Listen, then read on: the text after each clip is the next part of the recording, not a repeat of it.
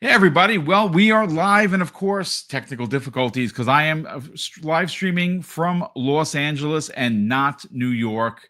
I hope everyone is doing well. This is Mr. BoomStick XL with a new episode of Double Barrel Gaming Presents. I don't even know if we're going to get anybody here, to be honest with you.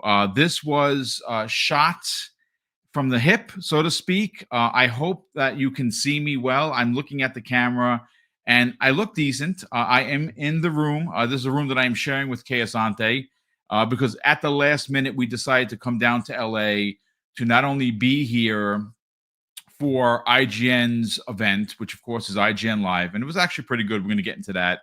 We didn't attend. Unfortunately, we just missed Jeff's show. And again, we originally were going, but when Xbox said they weren't doing a fan event, Kay and I decided that we were not going to go because it wasn't worth the money. And of course, thanks to Hargi Chani, Ains from Ainsley, as well as, of course, Hargeet Chani and Ben Kenobi, they are going to have a community fan fest tomorrow. I will be attending that. We know that Aaron Greenberg is going to be there and a few other guests.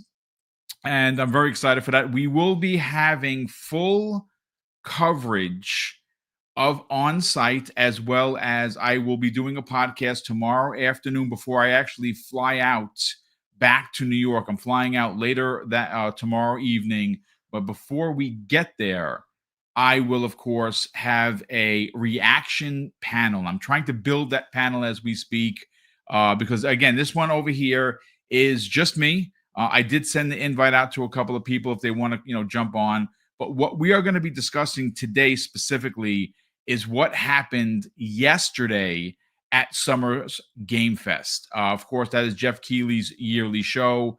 I didn't attend it, but I did watch it twice. And I got to tell you, I, of course, you know what my favorite game of the show was. And, well, it's on the thumbnail, ladies and gentlemen, Resident Evil 9. We will get into that. It appears that Resident Evil is coming back in third person, as it should always be. We'll get into my thoughts, my theories. Let's see how many people do we actually have in the chat. Wow, we got almost 100 people here. That is insane. Thank you, ladies and gentlemen, for tuning in. I do greatly appreciate it. Wow, I expected like maybe 4 people to show up. That is really, really cool. Now, obviously, one of my big pet peeves is welcoming in each person. What I'm going to do is obviously the way this is, I wish I could show it to you. This setup is bootleg. I am in front of a desk sitting lower than I'm supposed to be on a chair that's not for it. And I have everything. Let me just say this, ladies and gentlemen. I will take a picture and post it on the socials on how I was able to get this thing off the ground today. And it really does look like I'm 12 years old. It honestly, it's set up in a way that it shouldn't actually be working. But well, here we are. Oh, Abacab72, brother, thank you so much for being here. He says, thanks for the show. I wanted to do one yesterday, but really, I was a bit jet lagged, and the day kind of got away from me. We didn't do much except, meet all the other podcasters. I did meet quite a few people from the community, which was really awesome. And I got to tell you, folks, and this is as real as I could possibly get. When you have someone walk up to you and say, "Are you Mr. Boomstick? Oh, can I shake your hand and get a picture?" Folks, I just want you to understand how unreal that is for me. I do not consider myself to be a personality. I really don't. I love coming here every day, Monday through Friday, to spend time with you and celebrate gaming, talk about gaming, and you guys and gals give me an opportunity to do this. Like I said, I take nothing for granted.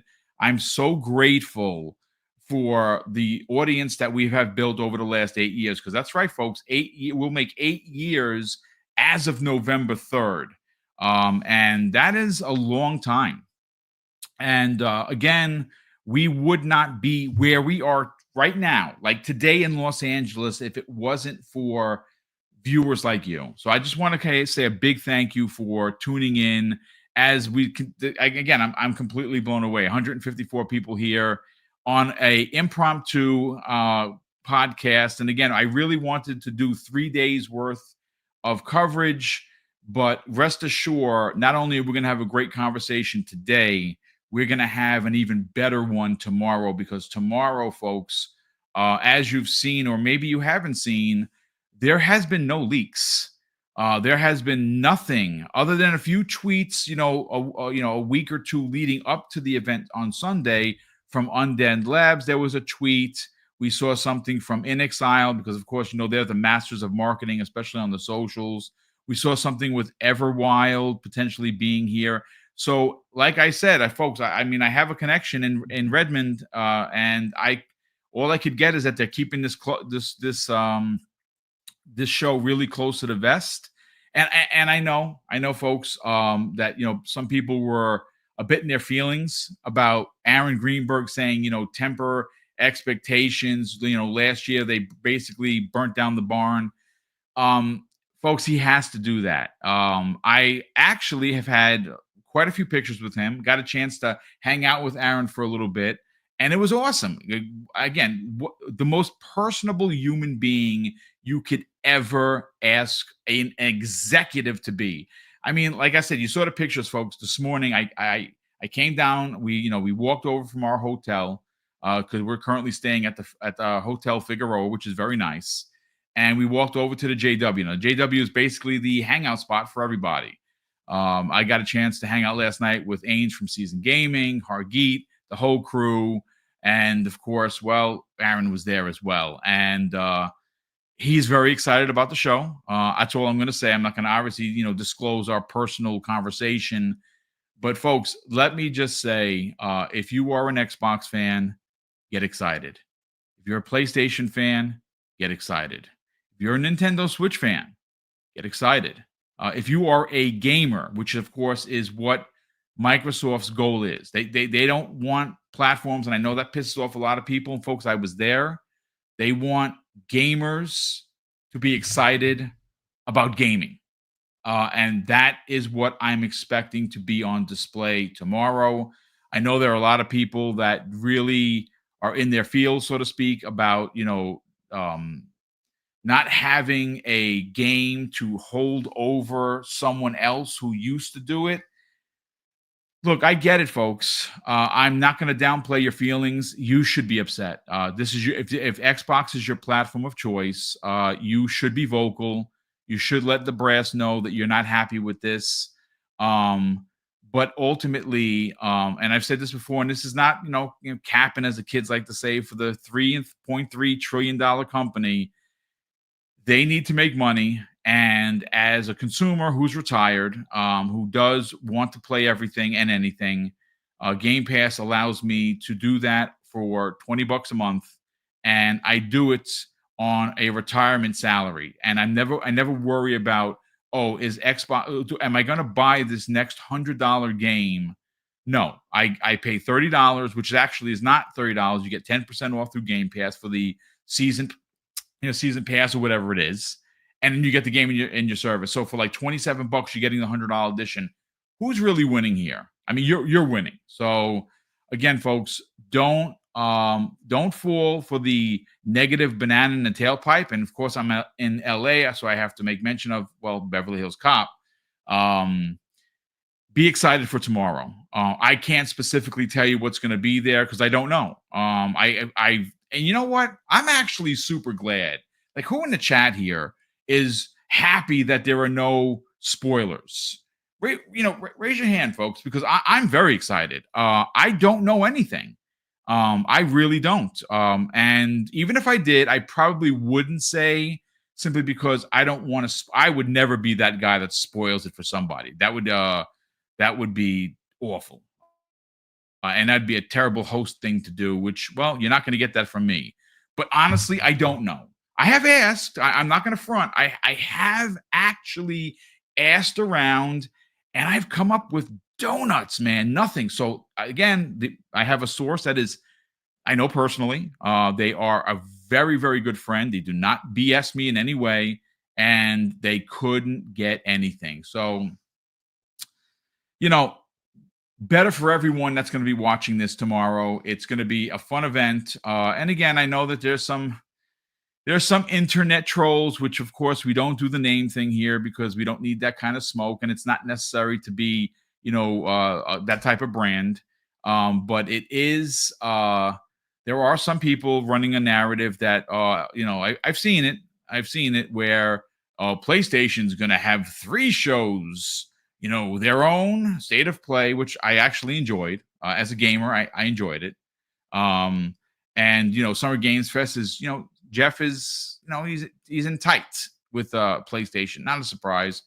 And of course, this show, the Xbox show, they're claiming.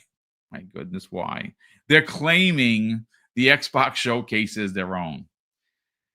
If you see somebody saying that, don't you say, like in the zoos, don't feed the animals, don't don't interact with that. Is because again, it's silliness. If they feel that it's their show, okay, I guess, but I thought Xbox games were mid, and now you're excited for them. Well, there you go.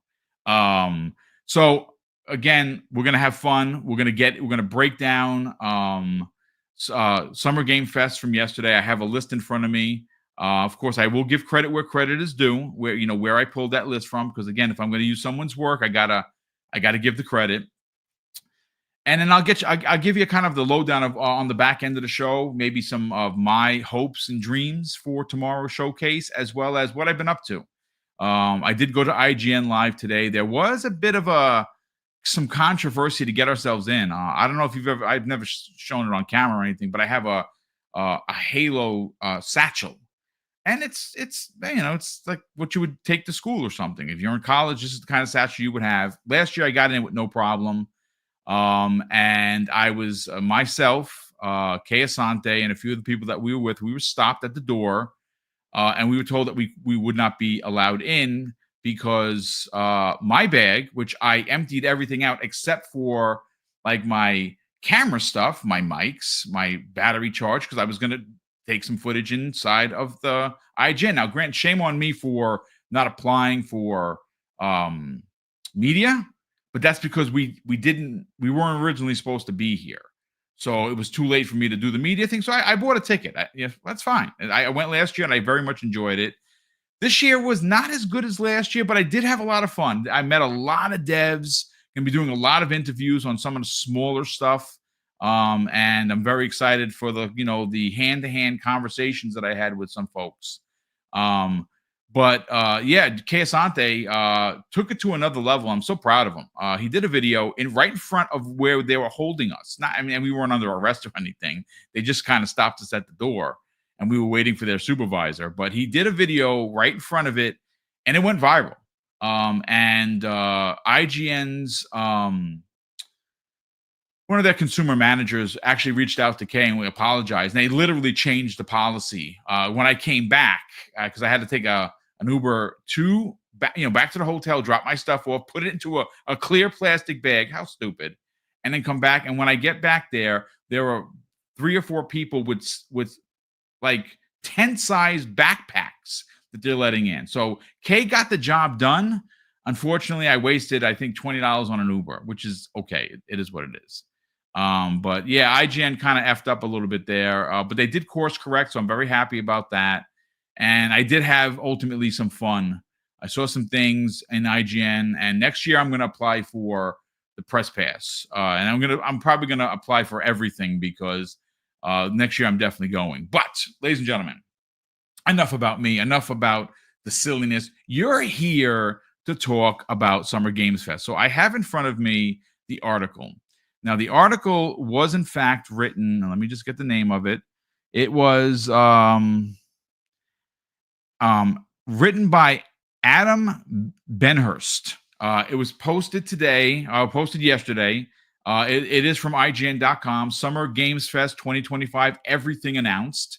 And of course, I am going to attach this link to the show notes when this goes up on video on demand if you want to read it for yourself, because it really is a smorgasbord of everything that they showed, so it's actually really good. So let me just get into here and see what we got going on. So first of all, we got a couple of channel member chats here. We have Quan the Terrible has become a new channel member after 14. My brother, that is very kind of you. Thank you so much for supporting. Hey, my brother from another, Kay Asante, is listening to the show. He says, shout out to Boom, the hardest working man in podcasting. We're at the JW right now, and watching your show. That is so cool. So thank you so much for that. But I'm gonna just take this light is blind. Okay, just a second, folks. I'm just trying to work with this light. Let me fix my camera again, folks. This is when I tell you this is bootleg 99. It's bootleg 99. So hopefully you can still see me. Listen, we're gonna have a fun show. We are gonna have a great show. And let me just fix this, folks. I'm sorry for the hassle, but when you're doing it live and it's not your place, this is ultimately what happens. I shouldn't have touched it, but let me just get off camera for a second and fix this.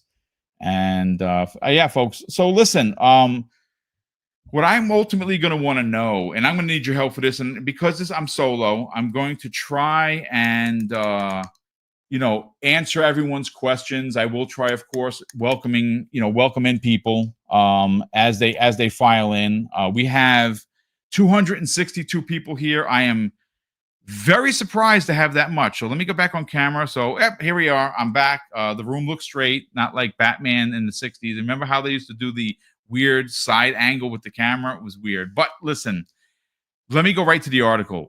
Folks, do me a favor. I know Jeff gets a lot of S, right? Like he sometimes does things that, I'll put it this way. I always say this and people get mad at me, and don't get mad at me, folks. Jeff Keighley is a gamer. He's also a businessman. Do I like all of the things that Jeff Keighley does? I do not. Sometimes he wears his affection for PlayStation on his sleeve, and sometimes that comes through in his reporting. And maybe he's aware of it, maybe he's not aware of it, and that's okay to be brand friendly to PlayStation. PlayStation probably pays a lot of the bills. So ultimately, I still think that he has been an important or an integral person or personality for the industry, getting gaming to where it is, right? I really do think that he's been a big part of it. I don't always agree with him, but I want to get your thoughts, folks. And let me go right to the chat over here. Going back to the chat. And folks, let me get your scores. And we'll read some of them aloud. I watched it, and my initial impression was about a 7.5. I watched it a second time, and I bumped it up to an 8. I very much enjoyed it. Okay, so I think the biggest issue that I personally had with it was that a lot of the games were kind of samey. Like, okay, so we're getting into a realm in the industry, and folks, please, push back if you think I'm being a little extra here. Games are starting to come, at least newer games, from smaller devs in 3 flavors, right? You have games that are Souls-like or Elden Ring-like. You have games that are extraction shooter-like, which, of course, that's starting to become, as niche as it is, a crowded space. And the other thing that seems to be the running thing, because it makes money, and that is people trying to copy Fortnite. And everything is a Fortnite lookalike in some way or another. And again, this is not a slight on the devs. There are people that probably played Fortnite as a kid, went to school, and said, I want to make my own Fortnite-like game. And that's what you'll see. And you know what? How could you argue that? This is someone that loves the game or loves the franchise, loves the platform, loves the brand, and they go out and they make a game. Now, is it exactly like Fortnite? No, but there are a lot of similarities, especially with like the way the characters are designed. So I saw a lot of that there. But there was a lot to get excited about. Now, the only rumor that had dropped earlier was that there was some Lies of P, conversation that they would potentially dropped the new DLC, and Overture, in fact, is available. So if you're a fan of Lies of P, and I thought it was good. I just, folks, I don't have enough time in the day to play something like Call of Duty. I don't have enough time in the day to die 75 times, and that game had a bit of a learning curve, like most Souls, but whatever. For me, I mean, who's not a Dying Light fan? Because Dying Light is an amazing franchise, and it has been for years. They showed the Dying Light, the Beast. You got a release date set for August, as well as a new gameplay trailer. That game looks dope. I'm very excited about that. Let's see what else we got here. Okay, so game of the show for me, ladies and gentlemen. I'll get you in here, and I'll start reading some of your thoughts and your theories. It's a tie. I have it as a tie because I honestly, sitting back and contemplating, and I went one way on this occasion, and I went back to the other one, and I said, "My God, if I put this one in front of this one, I don't know." So I'm gonna kind of cheat a little bit here. For me personally, the obvious choice is Resident Evil 9. And I think, look, Resident Evil 7 is a masterclass level game. I beat it for a total of 5 times, 3 on the Xbox, 2 on the PlayStation. I loved it. It was scary. It was terrifying. I very much enjoyed it. Resident Evil 8, I expected to enjoy, and unfortunately, I did not. I did not beat it. I am probably going to beat it before, obviously, 9 releases in February. I got up to the part where Chris is fighting all those werewolves, and I don't know what made me stop playing. You folks know I'm a Resident Evil freak. And I think what ruined me personally is having something like Resident Evil 2 remake and then Resident Evil 3. Now, Resident Evil 3 was good. It wasn't great. And that's because, and that's me. That's for me. Again, it looked great. It played great. It was a great story. But as a fan of the brand, a fan of that particular game, Resident Evil 3, they left out a lot of stuff. The whole zoo was gone from from the original, and the actual clock tower fight with Nemesis had been removed and switched out for the fight that you had with all those cars. And I didn't like that. So it was, I very much enjoyed 3. It just wasn't my favorite. 2 is my absolute favorite of all time. And on a Tuesday, it's 98 over 2019, and on a Wednesday, it's 2019 over 98. So of course, they were teasing almost the whole show that this was going to happen. And when Jeff did his thing, it didn't sound like it sounded like he was going to show off a new game from a new studio. And of course, the minute you saw like the facial animations and like the hair, you're like, oh, that's RE Engine, right? That this got to be Resident Evil 9. And it turns out that it is. You're getting Jill Valentine, and you are getting Leon, which is a little it's odd. I mean, I know that in the books and the comics, and even some of the animated stuff, they know each other, right? They're aware of each other. But usually the way it works is like Jill works with Chris and Leon works with Claire. And now that they're working together, I think it's brilliant. I think for me, ladies and gentlemen, the return. Now, again, let me just clarify something. I'm saying that it is a return to third person. That is the running rumor.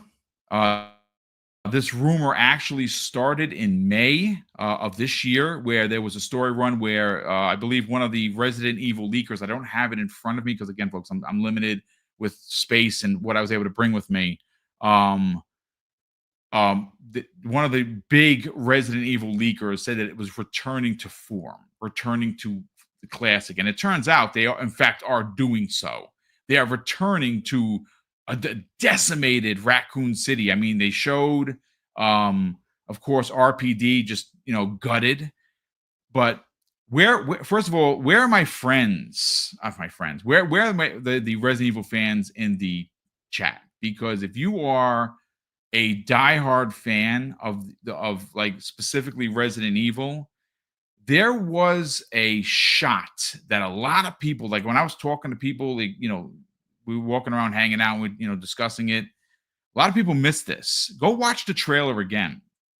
There's a scene, I think it's halfway through, where from a very low angle on the screen, they they seem to pan up and you see the clock tower in the distance. Folks, I'm a big nerd. I'm getting goosebumps. I'm not even lying.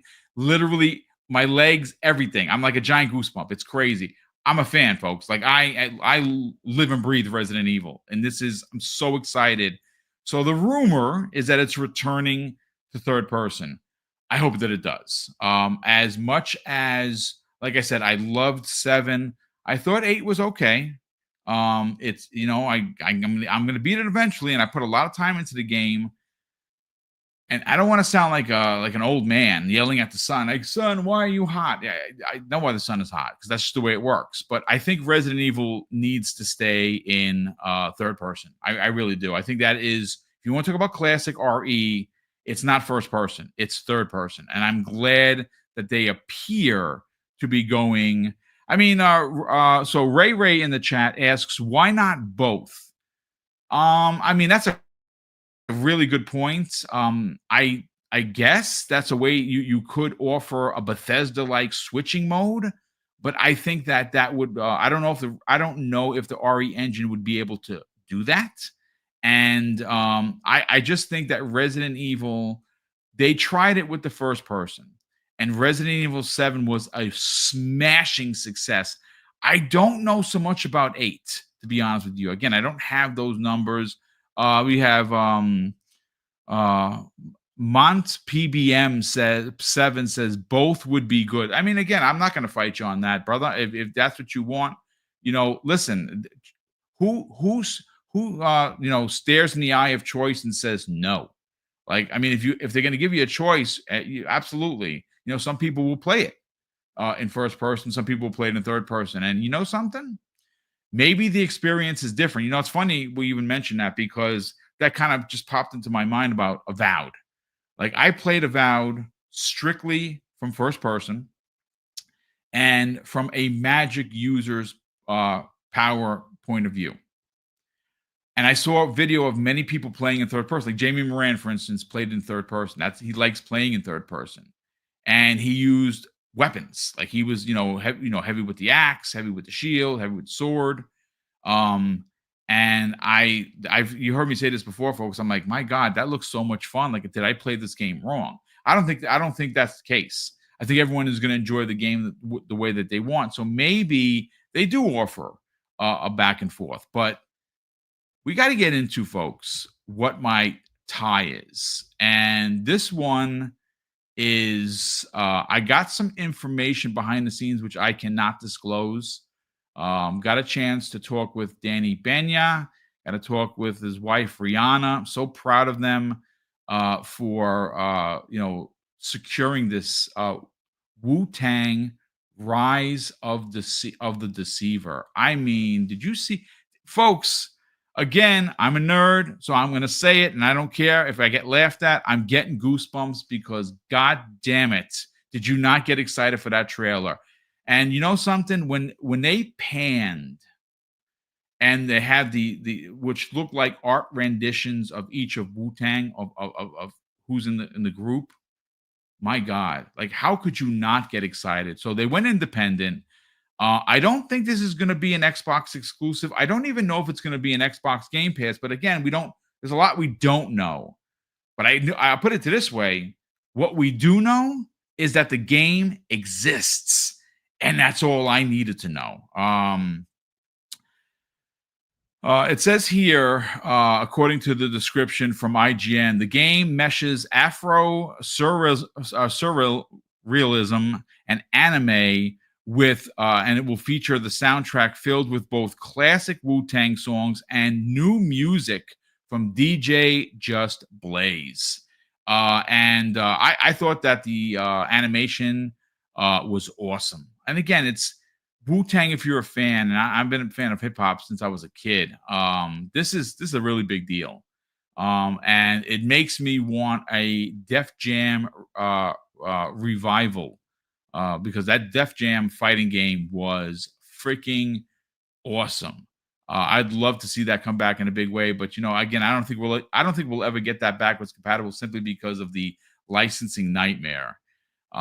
So another game, Capcom showed big, Animusha Way of the Sword. I don't know about anybody else. I bought the HD remaster of the original, and it has the tank controls, and it's tough. It's tough if you are well removed.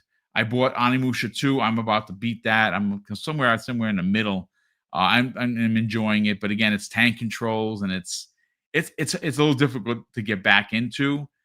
This new Animusha, I'm wondering at some point are they going to connect because they actually don't. This is a new tale, which is great, but I hope they don't forget about where they came from. So that was a really big show. The Game of Thrones title, War of the Westeros. I've never. I think Mrs. Boom and I've watched maybe 2 episodes, and just wasn't for us. And I know the virtual tomatoes coming, folks. I get it. Don't yell at me. I just never got into Game of Thrones. Just never did. And Mrs. Boom loves fantasy. It's just something about it. We couldn't get into it, so we just never watched it. So I'm not excited for that at all. The Arc Raiders trailer, again, folks, you know what I'm saying, that's not for me. And that's fine. Not every game is for every gamer. I should actually make a shirt and put it out there. Oh, you know what? Hold on a sec. Here is a small piece of business that I want to kind of just give people the heads up. Many moons ago, and I don't mean to jump us off track, but I said merch. So I gotta make this announcement. I can't do it here because I'm limited with this is a very small laptop. I got to do things right at home with my equipment.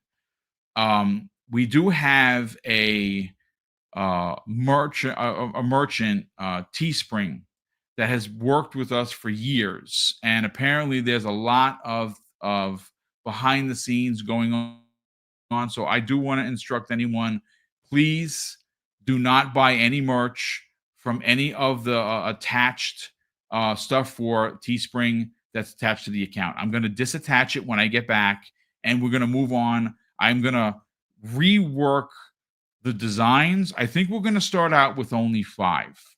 The Double Barrel Gaming logo, the one that the new one that Ben Kenobi designed, is going to be one of them, and we're going to keep the other 4. I'm probably going to have those remade. So again, I know that people click through it because I get the impressions notification for it.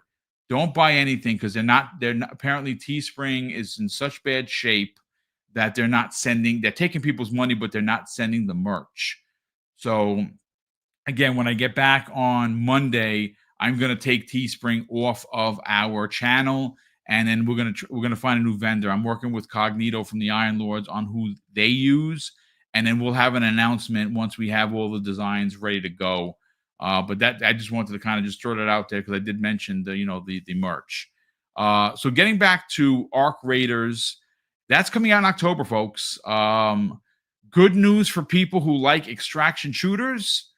Bad news for Marathon. Again, folks, Marathon was a hot topic for a couple of weeks for a lot of reasons. It didn't. The impressions of the game were not great.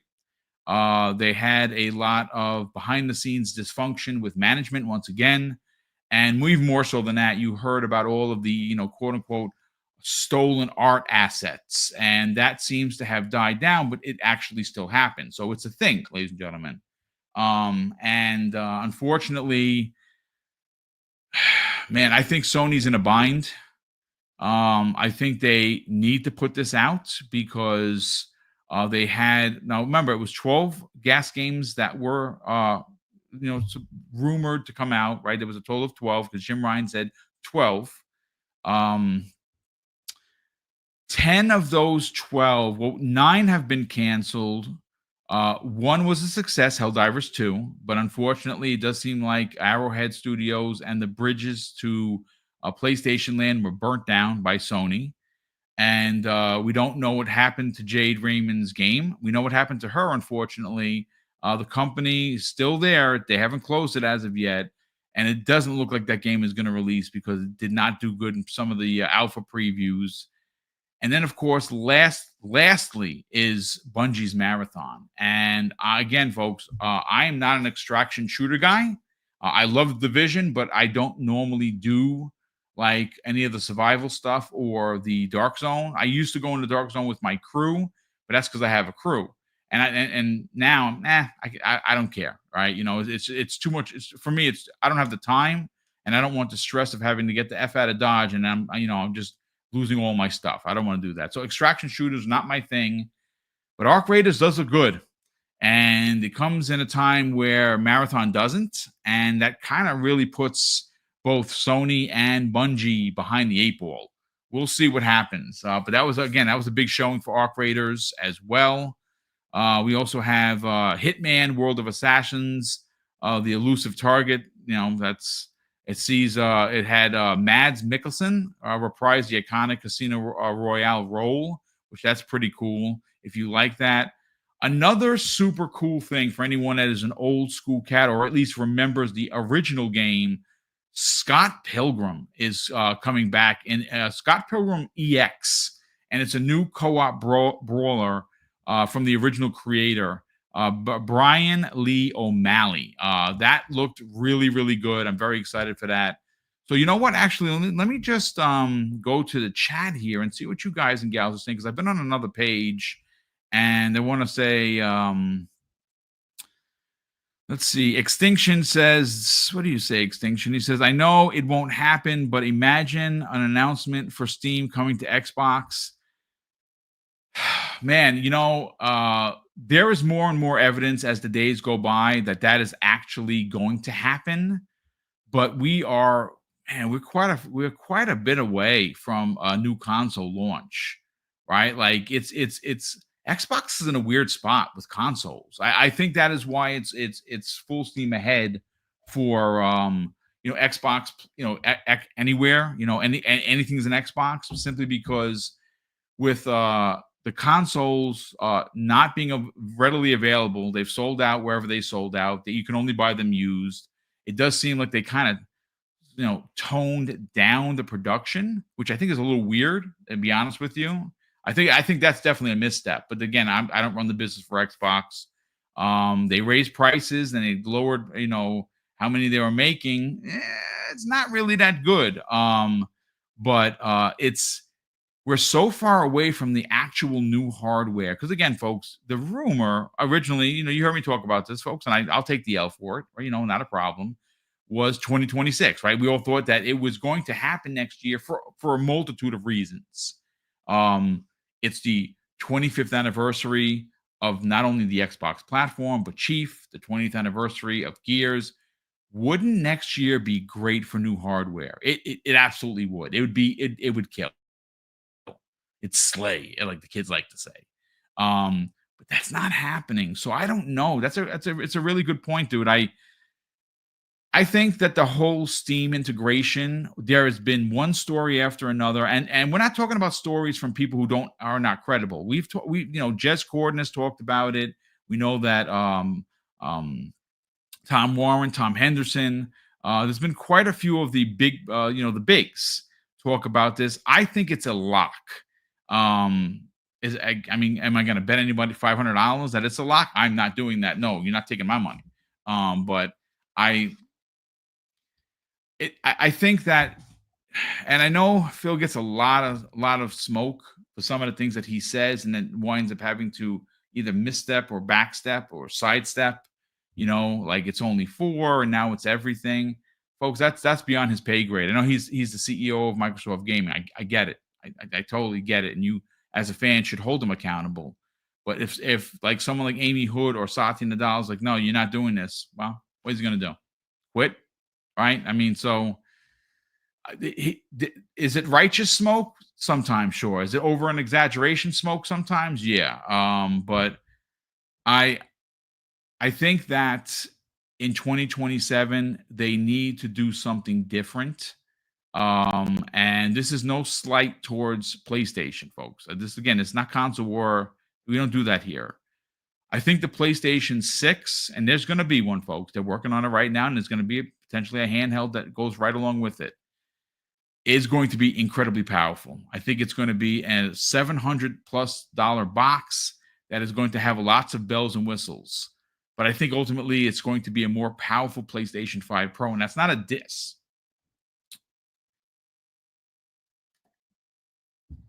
That's not me being insulting. And yes, if you're wondering, it's not milk. Apparently in California, boxed water is better, is what they say.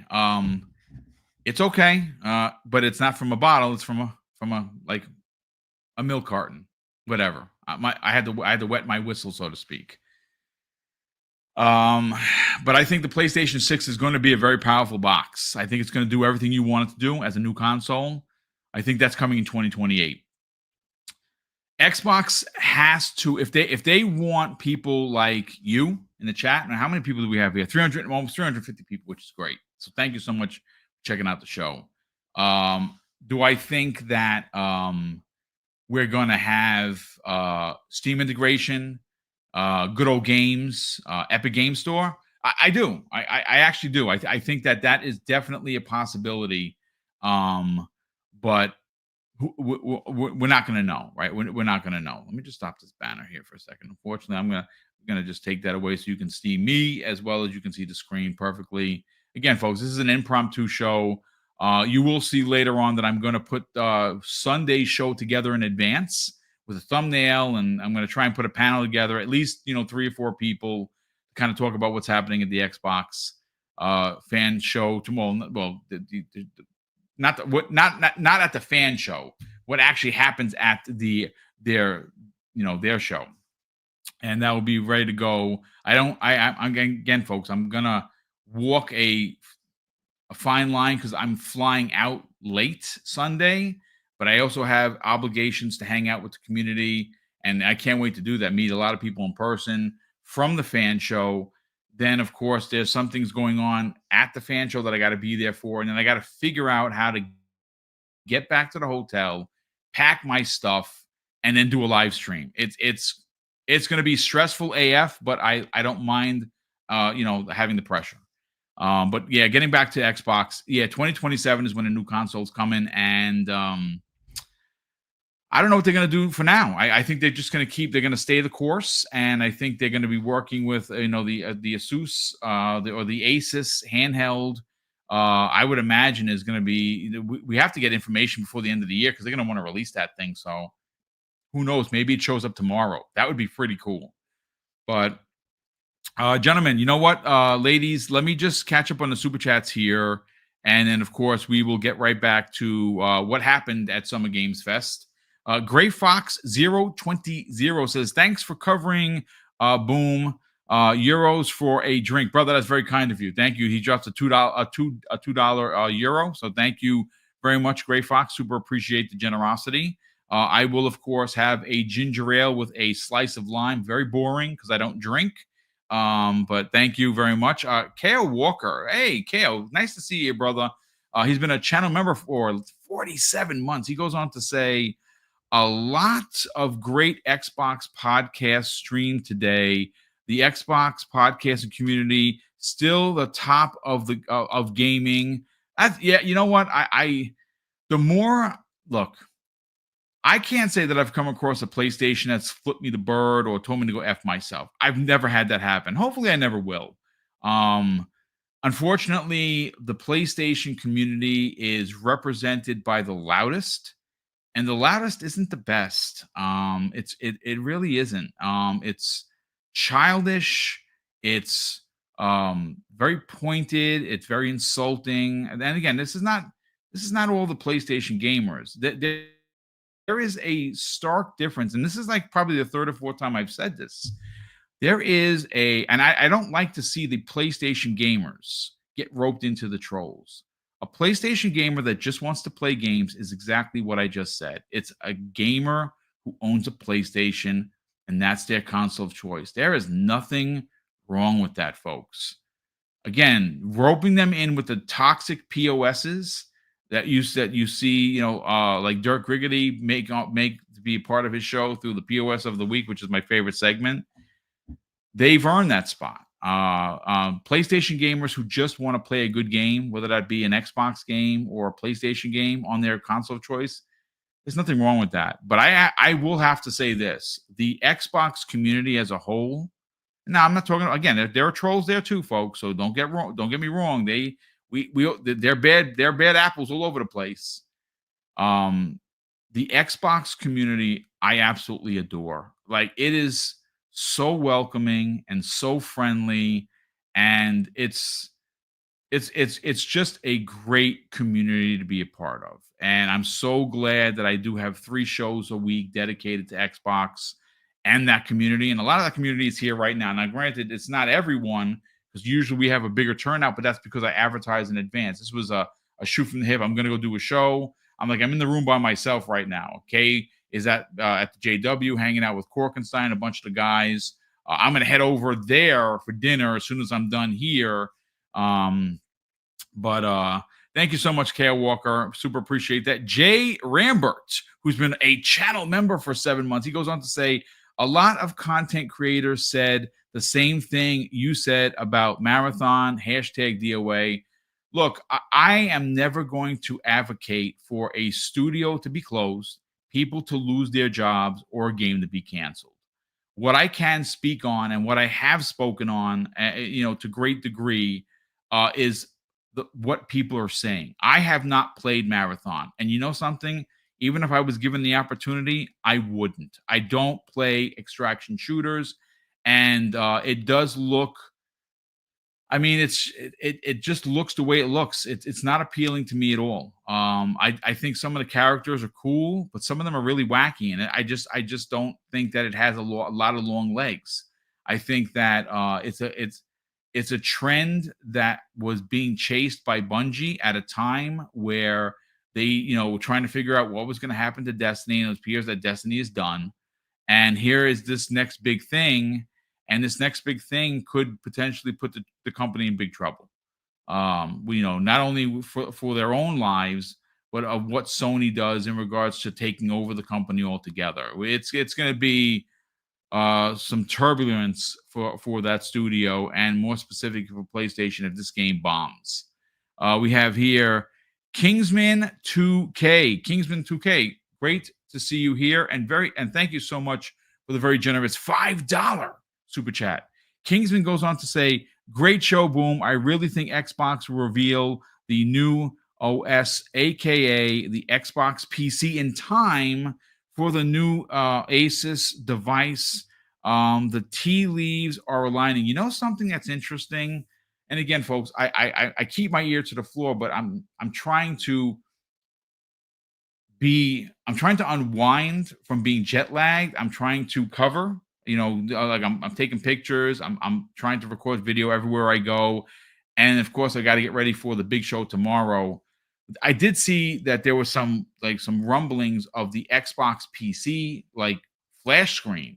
That's a thing that's happening. So you might actually be on to something where this could, again, folks, it's all just shot in the dark for me. I don't know anything, but what if tomorrow you get an Asus reveal? I think that'd be great. And if the Xbox PC or the Xbox UI for handhelds is available and it's ready, and we see it, that's going to be freaking awesome. And then maybe, like I said the other day, or I talked about maybe possibly seeing the Elite version 3 potentially get unveiled there too. That's also a possibility. So we don't know. I'm very excited for tomorrow, and I'll be watching live as it's going on. We'll be answering questions to the community and the community members that got into the community fan fest, as well as a few other things. And then I'm going to literally race myself back here to then go pack. It's crazy how I'm living out of the suitcase. And like I said, I'm going to take a picture just for fun to show you exactly what my setup looks like, and it's like I'm a homeless person trying to podcast. I know it sounds stupid, but it's wait till you see what I had to do to get it to look. And I say good, and I'm being a little facetious. It looks okay, and it's working. I'll take it, but yeah, not the greatest. But we have here. Oh my goodness, my brother from another, the Black Harry Potter. My God, sir, it's been a minute. I have not seen you in the chat. I hope that you are doing well. He has stopped by. He has dropped, folks, a $10 super chat. And he goes on to say, let's see, it says just dropping in case I haven't seen you in a while. Boom. Yes, I'm glad I got to catch this. Thanks for the SGF updates. Well, brother, thank you very much. And if you're wondering why I'm squinting, is because this is I think it's like a 12 or 14-inch screen. Pause. And it has to be far back from me so you can see the camera. Folks, again, you're gonna laugh when I'm gonna put this on. I don't mind being made fun of. That doesn't bother me. I'm nearly 55 years old. No one's gonna say anything that's make me cry. But the way it's set up, it's so bootleg. It's my God. But it's fine. It's working. That's all that matters. So let's get back. Let's get back to the IGN article. Okay, so here's a game that showed really well. Mortal Shell 2. Holy freaking cow. But it's Souls-like. I mean, I should have not liked Elden Ring. That game is everything that I don't like about, and somewhere or another, and somehow or another, I have hundreds of hours in the game. Loved it. Loved every second of it, except for the last boss, that MF. The Mortal Shell 1 I did not play. I heard it was very good. This looks incredible. And those bosses look hard as hell. So I don't know if it's going to be a pass for. It's probably going to be a pass because there's not enough time in the day for me to lose 75 times to a boss. I just can't do it. But it did look really good. Now, Square Enix reveals Killer In, a new team-based social destruction game. And I don't know what to think about it, to be honest with you. Man, it's just one of those things that it's so different that it could hit, but maybe it's too different and it doesn't. We will definitely see. Death Stranding 2 on the beach. The Neil and Lucy segment looked amazing. Okay, so you got to remember when I'm watching this, I'm literally in an Uber on my way to the hotel with Kay Asante because we landed at 2. I was a little bit before, and when I'm looking on my phone, because again, it's a phone. I'm like, is that actually real? What am I watching? And I, of course, came back to the hotel and we watched it, and it looks really good. So I'm glad Kojima came out on stage on. You know what's interesting? He's here, right? So he could have been here a couple of days before. We did hear that the Xbox showcase was not finalized. That's the one thing that we did hear. Could we see OD tomorrow? That's interesting because again, he's working on both. And at the end of this month, Death Stranding 2 does come out, but I think it did show rather well. I am probably not going to buy it, not because I'm protesting against Kojima. I'll buy it on Xbox. I don't know if I want to buy it twice because I know that I'm going to buy it for PlayStation 5 and I'm just not going to play it. I like the DualSense for what it does. I just don't like the sticks the way they are. It just really bugs me. So that was a good showing. We also have here Wildgate, the space shooter from former Blizzard developers. This is out next month. I'm going to be honest with you. I might have skipped over this, so I don't really know. So I'm gonna, we'll keep that. We'll kind of move on. Bandai Namco reveals Toa and the Guardians of the Sacred Tree. And it's a Hades-like action game, folks. Yes, please. Now, look, I'm going to be honest with you. I got to the third boss in Hades and died. And as much as I love Vampire Survivors, I very much enjoyed Hades. But that one run to rue them all, oh God, I don't know if I'm about that life. And again, I'm a Vampire Survivor guy. So, but Hades, beautiful game. I mean, the game won Game of the Year, I think, when it came out. Well deserved if in the categories that it was nominated. I am very interested to see Square's take on this, to be honest with you. It looked really good, very stylized, but we will definitely see. Okay, so here's one. This one has me excited, folks. You know, I'm a Dreamcast stan, right? I make no apologies for being a Sega kid, even though I love Nintendo and I got my Switch. All three were delivered. Yay, the kids are gonna be happy. And I mean, when I say kids, Tyler and Daniel, my sons, not really my sons, but my nephews, and the other kid, this guy right here. Yes, they've been delivered, and I cannot wait to get back to New York to play my Switch 2. I'm very excited for it. Sonic Racing Cross Worlds, folks. Holy matrimony. Did that game look really good? And a ton of wow, they had some crazy guest characters. Now, I know the virtual tomatoes. I know you guys are coming for me. I know it. There's going to be one or two people in here that are going to be like, God damn it, you Banjo Bros.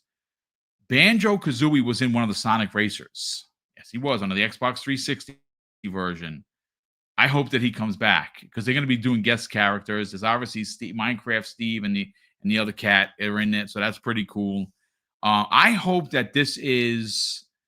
You know what I actually hope happens here, folks? I hope that this does so well, especially with the guest characters, that it potentially gives Xbox an opportunity to maybe team up with Sega and put in some of the, Gears of War characters, put maybe a Master Chief, and then work with Sega to put a Halo ring in there.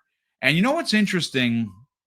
And I read the story this morning, folks. I don't know if anyone's really talking about it. So Sega is obviously, puts games on everywhere. They put them, the Switch 2 is, of course, big for them. They did something pretty unbelievable this morning. They announced that the Switch 2 version is going to be $59.99. And they specifically mentioned other kart racers being more expensive. That is a shot across the bow for the $80 Mario Kart World.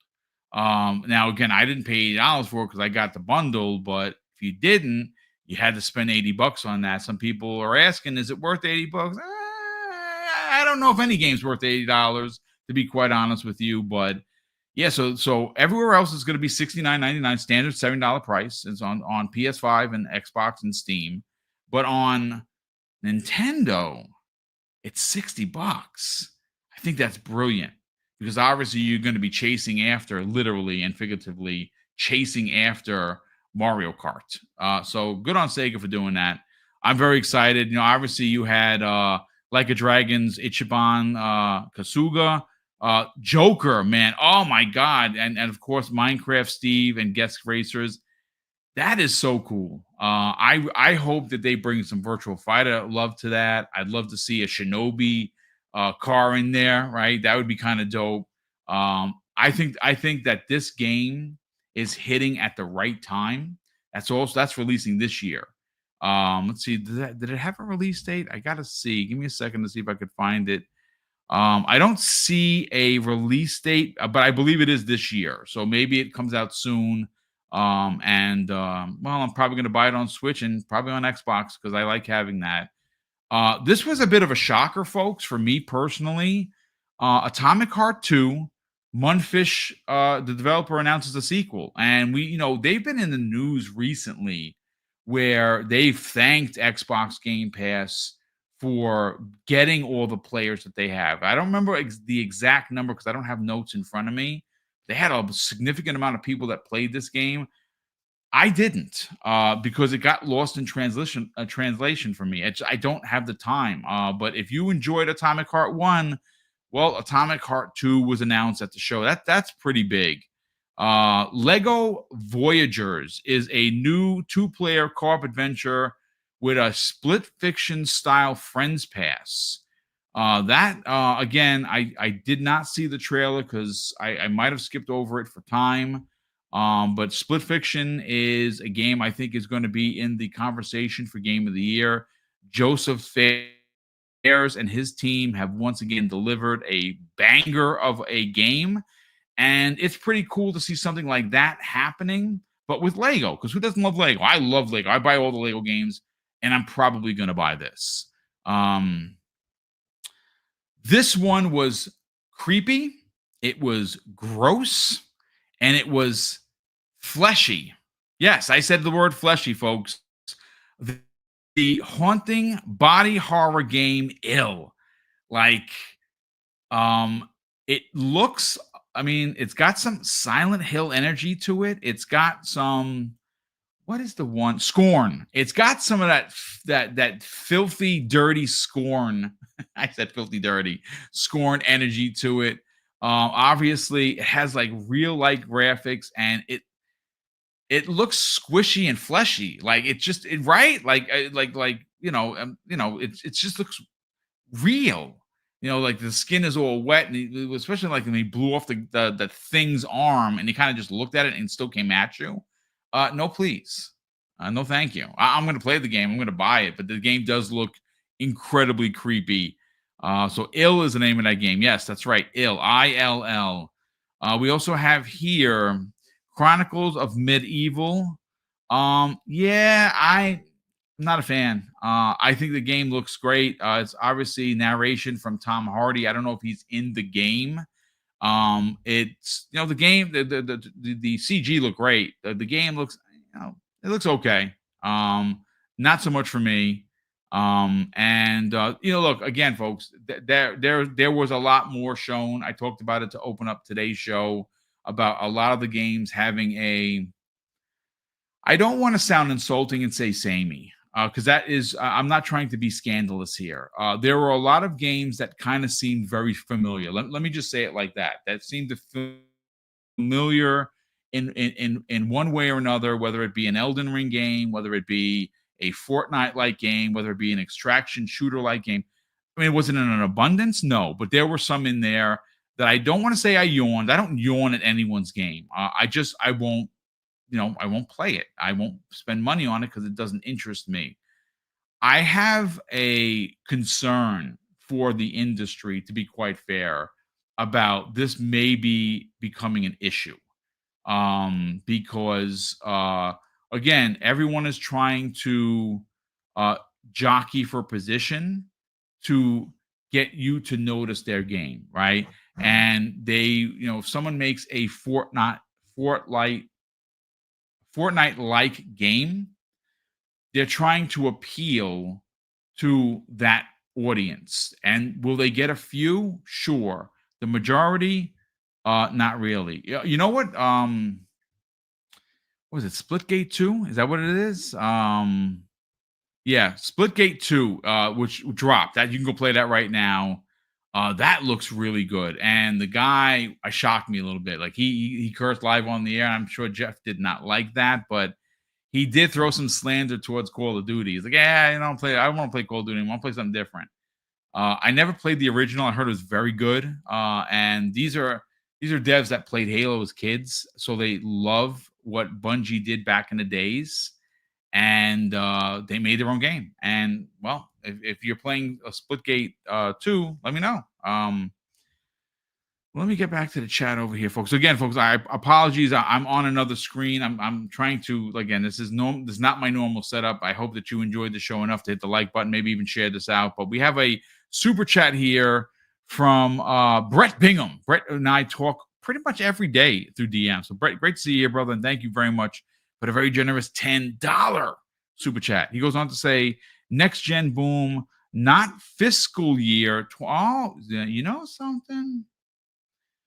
You're onto something. Now, again, I don't know if that is what they are talking about, because what Brett is essentially saying is that next gen Xbox, not fiscal year of 2026, but holiday of calendar year 2026, which would be next year, is when it should launch. Microsoft's fiscal year 26 ends June 30th, 2026. Their 2027 fiscal year begins July of 2026. Context is key. Brother, that is a absolutely brilliant take. I didn't even think about that. So you actually might be onto something. So maybe it does release next year, and maybe it's not the fall. Maybe it's the summer. Look, we're gonna know a lot more tomorrow when the Xbox Games Showcase happens. Am I actually expecting any hardware there? To be honest, not really.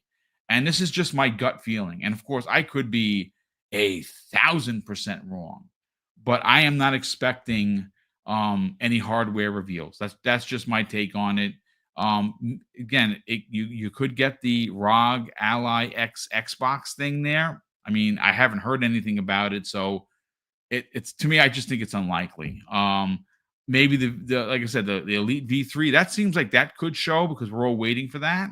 But then again, is that the right spot for it? Do you do that at a direct? Again, it's walking a fine line. We have Do You K Now, the broke boy insider. Will, great to see you here, brother, and thank you for the incredible work you did on Thursday. It was great to have you as a guest. He says this: Atomic Heart 1 had reportedly 10 million players. That's wow. That is nothing to sneeze at. 10 million of anything is a lot, and that's a small dev. So thank you so much for the $2 super chat, brother. Folks, I have been talking for over an hour, and I'm quite parched. So give me a second to just kind of wet the whistle in my boxed water, and I'm going to hang out for a few more minutes, and then we get into the chat, if you will, see what people are saying. Persona 4 remake, Vin C announcement. Yeah, brother. Okay, so something did actually leak. I did see that. That there's a good chance that Persona 4 remake would show up there. I'm wondering if you get the next in the series as well as the remake. I mean, they're Sega and Xbox working super close together. I'm wondering if we're going to get any of those super games. Do we see Crazy Taxi? Do we see Jet Set Radio? I mean, we know what Shinobi looks like, right? This is the year of the ninja, because not only do you have Shinobi coming back in a big way, you got Ninja Gaiden came back in an even more monster way. You have Ninja Gaiden 4, you got Ninja Gaiden the side scroller joint, and you had the Ninja Gaiden 2 Black. I mean, the ninjas are back, folks, and I love it. We just need Tenchu to come back. Tenchu, the original on PlayStation, is goated in my opinion. And I know people are going to boo me for this and say, "Oh, boom, we want new." I want a remake from the ground up. Give me the original Tenchu redone in Unreal Engine 5, and while you take my money, please. Just take the money. Let's see. Let's see what we got here, folks. We also have Fuzzy Tomato says now he saved the FPS genre by launching the 500th Battle Royale. LOL. I mean, like I said, Jeff tries to get this show. He tries to work with the bigs, and obviously the bigs probably pay the majority of the bills. But he also works with a lot of the smaller devs that do not have a budget. I don't know what the financial handover is from one small dev of 8 people or 30 people to be on the stage of Game Awards. He does show off a lot of smaller team stuff, which I like. I hope that's done on the arm, so to speak, that he doesn't clobber these poor people to be a part of his game. Summer Games Fest because it is expensive. Um, but yeah, again, the industry finds itself in a very peculiar situation. People are trying to separate you, ladies and gentlemen, from your money. Right? That's their job. Their job in making a game is to get you to play their game, enjoy it enough to either support it through DLC or microtransactions or straight up buy the game. And the biggest, like one of the biggest complaints that I have for like Sony right now, besides their first party roadmap, and if there isn't any, folks, they're just not, is a lot of the China project stuff that they're working on are very similar to like Black Myth Wukong, right? And they're timed exclusives and they're very Souls like. And you know what? What time is it? It's 4:26. Let me before we get on out of here, folks. Let's maybe I should save that. I'm gonna give you my hot take on it. So Black Myth Wukong was announced to be releasing on Xbox in August. Uh, and of course, that was surrounded by massive controversy. And I did a tweet that blew up. And again, I do a tweet and 40 people like it, right? And that's a lot. That's a lot of engagement for us because we don't, we post what we want, but we don't usually post negative stuff. We just don't like it. And again, it was originally the Series S was blamed for Wukong's delay, right? And of course, we've gone back and forth. We've heard what Xbox reps had to say about we can't discuss deals that our other partners do. And of course, there was a deal there. Colin Moriarty says, no, we have it on good authority that there was a deal. Because to the day of its release, August 20th, Black Myth Wukong is now releasing on Xbox. What does that say to you, folks? I mean, do you have to be a super genius like Wile E. Coyote to figure this out? Or is it just coincidence? Because according to the developer, it is a coincidence, and I call foul. It's more interesting that they are launching it with a 20% discount. Why would you do that if you believe in your game? No, what you do, why you are releasing it at a 20% discount is because you got called out by the fan base and they want you to buy their game. Well, I'm going to tell you this right now. I'm not going to tell you not to buy the game. I'm going to tell you that I'm not buying the game, even at 20%. I will. I really want to play that game. I'm a fan of the mythos. I think that it looks really phenomenal. Yes, it's very Souls-like, but I will buy that game when it's 50% off and not $1 more. When that game is $30 on a Black Friday sale at the end of the year or at a spring sale of next year, I will buy it. I am voting with my wallet. I did not like the way this thing went down. I think that as an Xbox fan, we were lied to by this company, and I'm not going to support it. What they should have did is they should have been forthcoming and said, "Yeah, we had a deal. It's a 1-year deal, and go." And they didn't. And again, it's just one interview after another that I've seen in the last 24 hours or 48 hours where like Genki, for instance, Genki_JPN says China-based gaming consultant Daniel Olamak says that Black Myth Wukong releasing on Xbox exactly 1 year after the PlayStation 5 has nothing to do with a Sony exclusivity deal. And he goes on to, and I quote, to say, I know it has nothing to do with an exclusive arrangement with Sony, and this comes the way of Game Science. Says Game Science has been using August and the 20th for announcements since 2020. Indeed, it may seem like a big coincidence that it's 1 year after the launch of PlayStation 5, but that is exactly what it is. It's a coincidence. The date on August 20th of 2024 was not random. It was a special date for the studio, and they continue to use it. Well, good on them, ladies and gentlemen. Good on Game Science for using that date, but I'm not going to fall for the virtual banana in the tailpipe. I am not buying the game. I'm not telling you not to buy the game. I'm telling you that I'm not buying the game. Again, I'm going to vote with my wallet here, and I will buy it because I do really want to play it. I did not buy it on PlayStation 5 because I was a little disappointed that it didn't release on Xbox because I prefer the Xbox controller. You've heard me say that before. Um, I will buy this game when it's on a flash sale for 50% off. That's what I'm going to do. I'm not going to pay full vote for it, and I am going to vote with my wallet. Now, what you guys and gals decide to do is entirely up to you, but that's how I'm living. Let me see. We got we actually have a couple more super chats here. Let's see. We have okay, so Brett Bingham drops an additional. Brett, thank you so much for that. An additional $10 super chat. He says, "Me points to game science. Boo this man. I'm not buying it or playing Black Myth. It was one thing for exclusivity, but BS about the platform is another thing." I mean, listen, brother, you're not wrong. I'm doing literally the same thing. I will not give them my full vote. I'm just not going to do it. We also have here Sawon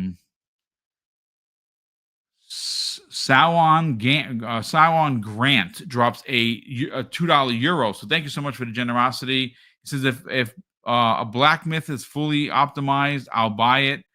I mean, listen, that's awesome. If it is fully optimized, and I believe it's going to be, I know that Game Science, when the controversy came out about the date, they're like, yeah, man, wow, it's a miracle that this game exists on the Xbox. That Series S, wow, what a culprit. I don't believe that. I really don't, because people had that game running on handhelds with half the power of the Series S. So if it can run on a handheld with half the power of a Series S, it could run on the Series S. And we've seen what happens when you actually take the time to learn how to develop for this thing. Baldur's Gate 3 is a perfect example of that. They went and the little brother, or the redheaded stepchild, if you will, of the Xbox platform, actually gave gains to PC, PS5, and Xbox Series X because of what they were able to find and do with Baldur's Gate 3 on the Series S. So I don't believe it. And again, folks, I'm not telling you not to buy it. I won't do that. I'm telling you that I'm not going to buy it. So yeah, no thanks. They can keep the game. Plus, it would just be a waste of my money because when am I going to play it? I mean, I haven't even went back to Expedition 33. I know, Virtual Tomatoes, but I am just playing the Division 2 right now, and the new DLC is dope. I'm back to Call of Duty because I do like it. And I know it's wacky, and a few other smaller games. And I got to get into the Switch too. Holy crap! That's I'll be able to play mine finally on Monday. But ladies and gentlemen, I want to thank you so much for hanging out. We had almost 500 people here, which is awesome. Again, this is an impromptu showcase, podcast, and I'm glad that you guys and gals were so awesome in the chat. Going back with each other. I apologize that I can't read everyone because again, my screen is small and I'm sitting way back. So you see me squinting. It's not because my glasses don't work. It's because this is a small ass screen. I have a 31-inch screen in front of me where I do all the work for the show. It's awesome. Mrs. Boom got it for me, and it's bright and it's big. Pause. And this is, again, I'm going to take a picture and I'm going to show you what I'm working with. It's very bootleg, but it worked. We got it done. So again, folks, thank you so much, honestly, for supporting the channel through your channel memberships, through your super chats, and through your donated subs. We are incredibly grateful for it. And even more so than that, thank you for tuning in. Without the views, without an audience to actually talk to, none of this works. And it's not because of what I'm doing. It's because of what you're doing, folks. You're here. You're in the chat. You're interacting with one another. Even when you disagree, you keep it a buck. And you don't, bully or shun anyone. And of course, thanks to Lethal Papa and several other mods that we have here, they keep out the riffraff. So a big thank you to all the modders. A big thank you to you folks for tuning in. And of course, I'm going to close out the show with something that's incredibly important to me, ladies and gentlemen. Hopefully, one day will be important to you. And that's something that my dad taught us when we were kids. And he said, Craig, treat others how you want to be treated. And also, it doesn't cost anything to be nice. You live by those rules, son. I can guarantee you're going to have an awesome day. So take care, everyone, and we'll see you on the next episode of Double Barrel Gaming Presents. Oh, you know what? I forgot. You know what? I didn't even switch it. Well, let me switch it now. There you go, folks. Ladies and gentlemen, thank you so much for being here, and we will see you on the next episode.